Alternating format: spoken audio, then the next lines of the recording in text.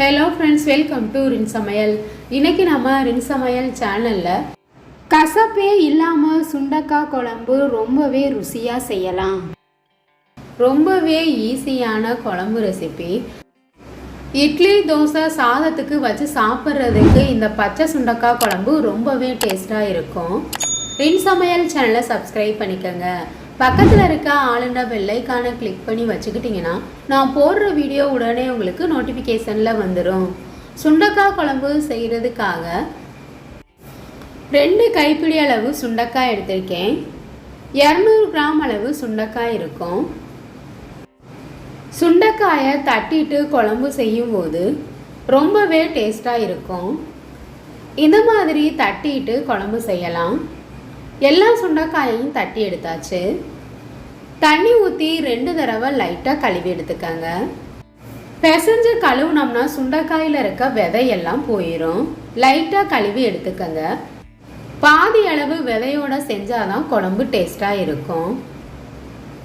குழம்பு செய்கிறதுக்காக கடாயில் 3 ஸ்பூன் அளவு எண்ணெய் சேர்த்துக்கங்க. கடுகு, உளுந்து 1/2 ஸ்பூன் அளவு சேர்த்துக்கணும். வெந்தயம் 1/4 ஸ்பூன் அளவு சேர்த்துக்கங்க. வெந்தயம் அதிகமாக சேர்க்க வேணாம். அதிகமாக சேர்த்தோம்னா லைட்டாக கசக்கிற மாதிரி இருக்கும். கொஞ்சமாக சேர்த்துக்கங்க. 1/2 ஸ்பூன் அளவு சீரகம் சேர்த்துக்கணும். 1 கைப்பிடி அளவு சின்ன வெங்காயத்தை 2 கட் பண்ணி வச்சுருக்கேன், அதையும் சேர்த்துக்கலாம். இந்த சுண்டக்காய் குழம்புக்கு சின்ன வெங்காயம் சேர்த்து செய்யும்போது ரொம்பவே டேஸ்ட்டாக இருக்கும். கொஞ்சமாக கருவேப்பிலை சேர்த்துட்டு வெங்காயம் பகுதி அளவு வதங்குற வரைக்கும் எண்ணெயிலே வதக்கி விட்டுக்கணும். இது கூட 10 பூண்டு பல் சேர்த்துக்கங்க. எல்லாத்தையும் நல்லா வதக்கி விட்டுக்கணும். நான் எடுத்திருக்க சுண்டைக்காய்க்கு 1 கைப்பிடி அளவு சின்ன வெங்காயம் சரியாக இருக்கும். பகுதி அளவு வதங்குற வரைக்கும் வதக்கி விட்டுக்கங்க. ஏற்கனவே நம்ம தட்டி வச்சிருக்க சுண்டைக்காயை சேர்த்துக்கணும். சுண்டைக்காயை எண்ணெயிலே வதக்கிட்டு செய்யும்போது கசப்பே இருக்காது. தட்டி வதக்கிட்டு குழம்பு செஞ்சு பாருங்க. கசப்பே இல்லாமல் டேஸ்டாக சுண்டைக்காய் குழம்பு செய்யலாம். நல்லா வதங்குற வரைக்கும் வதக்கி விட்டுக்கணும். சுண்டைக்காய் நல்லா வதங்கிருச்சு. இது கூட பழமான தக்காளி பழமாக ஒன்று கட் பண்ணிட்டு சேர்த்துக்கங்க.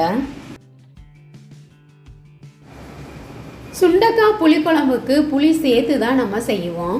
தக்காளி பழம் அதிகம் தேவைப்படாது. சின்ன பழமாக ஒன்று கட் பண்ணிட்டு சேர்த்துக்கங்க. தக்காளி வதங்குற வரைக்கும் வதக்கி விட்டுக்கணும்.